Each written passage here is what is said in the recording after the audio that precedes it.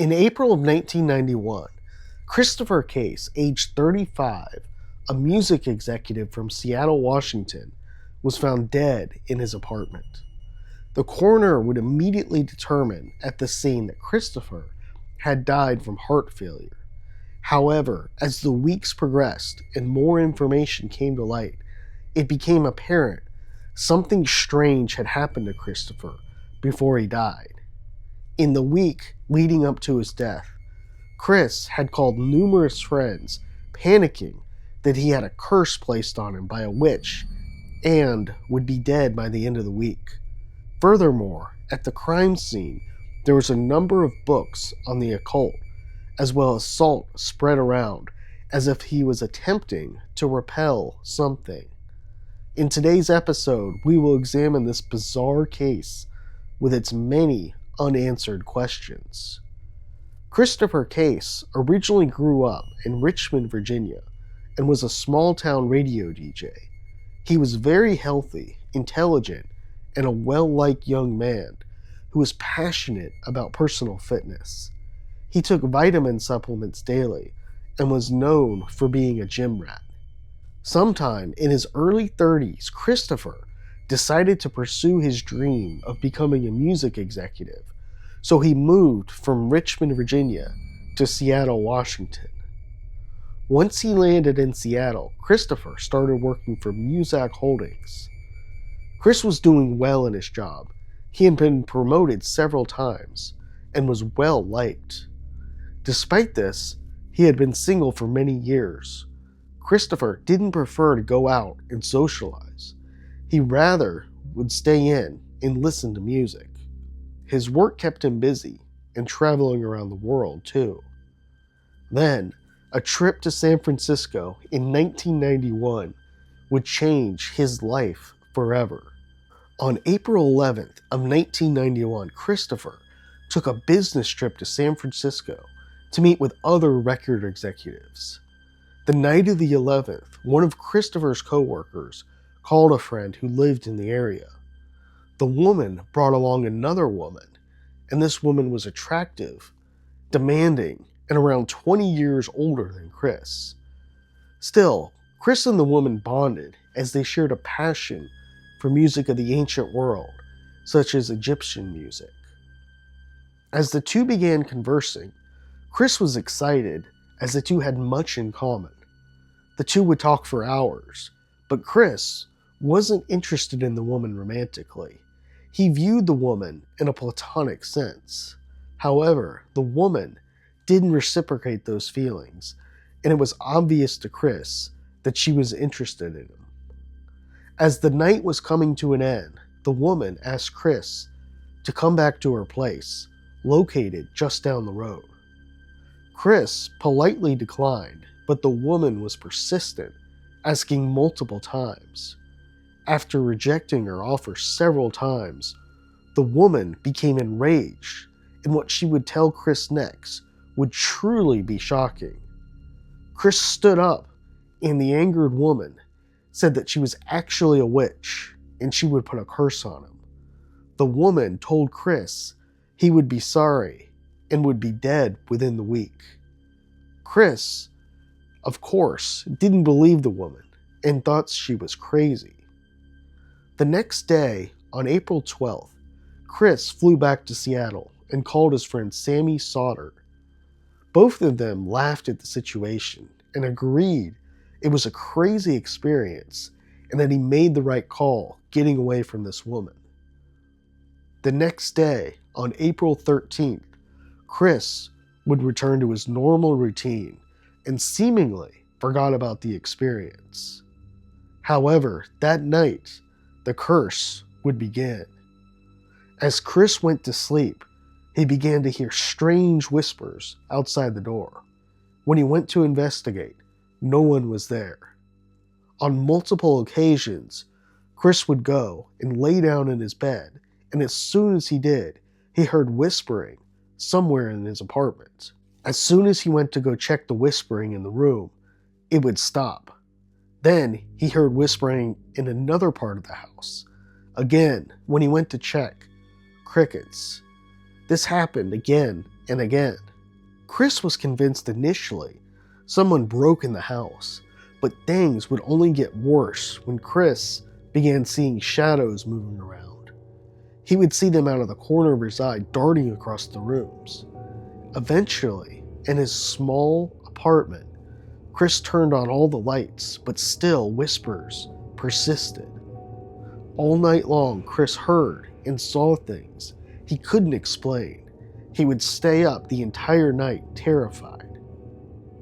The next morning, on April 14th, a panicked Chris called Sammy and recalled the story. Suddenly, the curse didn't seem like a laughing matter.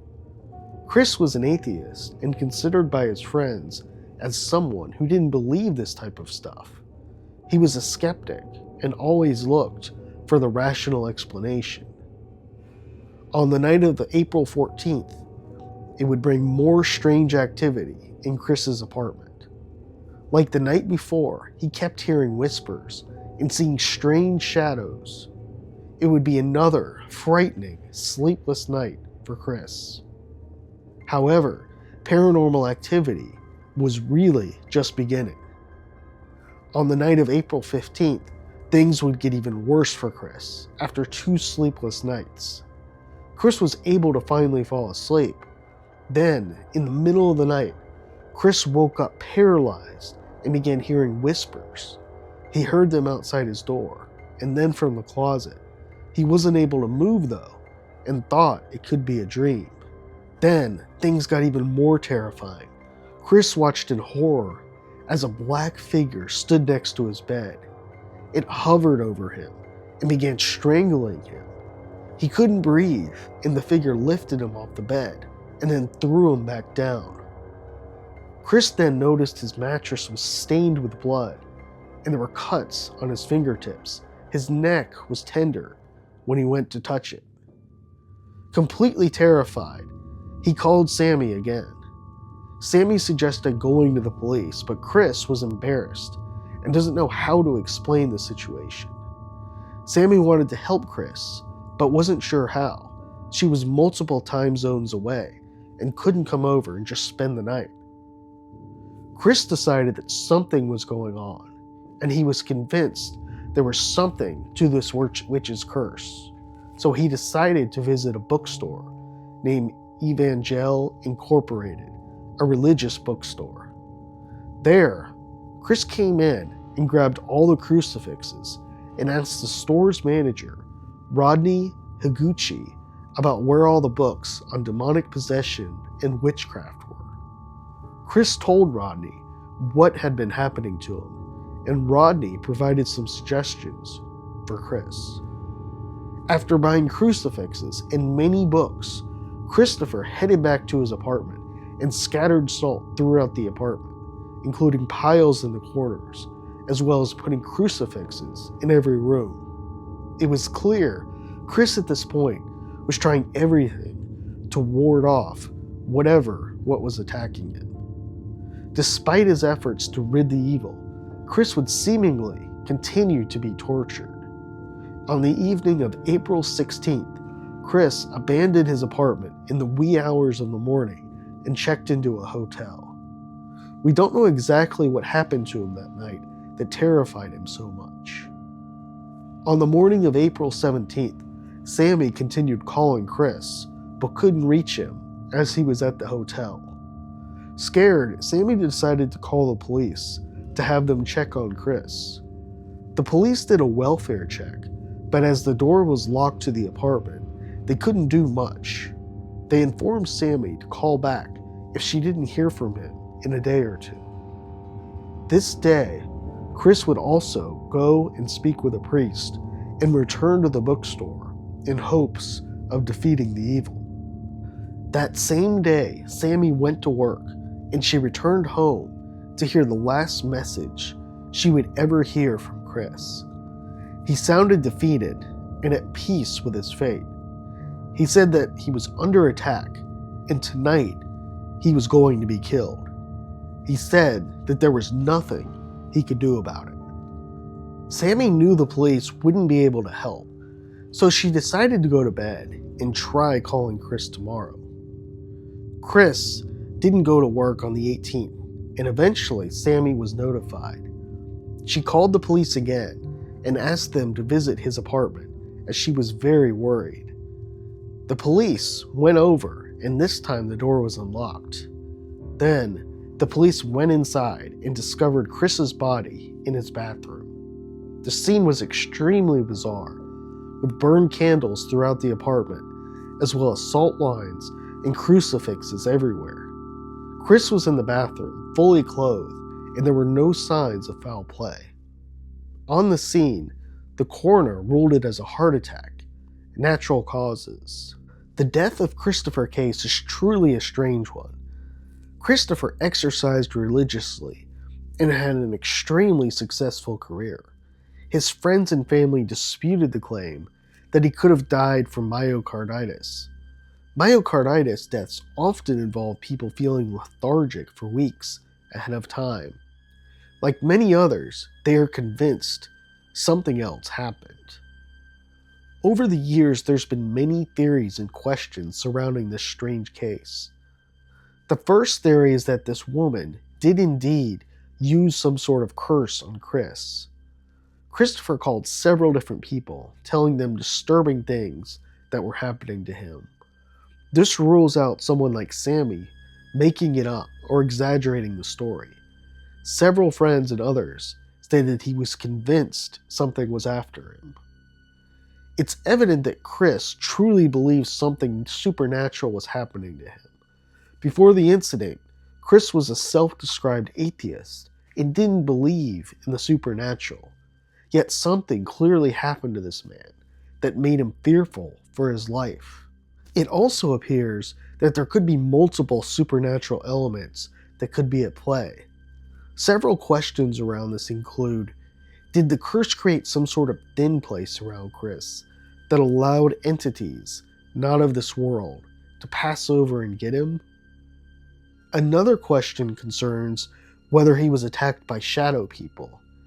He said while paralyzed that a black shadow came out and sat on his chest. This is eerily similar to other people who have experienced attacks while paralyzed in their sleep. One question concerns the woman herself. Was she a demon or some sort of evil entity? Perhaps she wanted to lure Chris back, kill him, and when he said no, the entity decided to go after him a different way? There are, of course, theories that suggest everything is explainable. One suggests Chris had a psychotic break. Perhaps the nutritional supplements he took had some sort of strange side effect? Also, there is the placebo effect. Maybe upon hearing this strange line from this woman, Chris started thinking about it and started to believe it was true, when in fact, all was normal. Proponents of this theory believe that he imagined the noises and shadows. As he became more tired, paranoia set in, and he started to hear and fear more. After not sleeping for days, he became more susceptible, and suddenly his heart couldn't take it anymore. Perhaps the biggest question in this case concerns the woman. Who was this woman? Could she be tracked down? Or was she ever interviewed? Some reports indicate it was a co-worker's friend's friend. If that's the case, then we should be able to get a name and possibly background information on her. Perhaps the police did investigate this angle and determined they didn't want people harassing the woman and kept her name private in the reports. It can also be the case no one bothered to follow up on this lead, as there were no signs of foul play.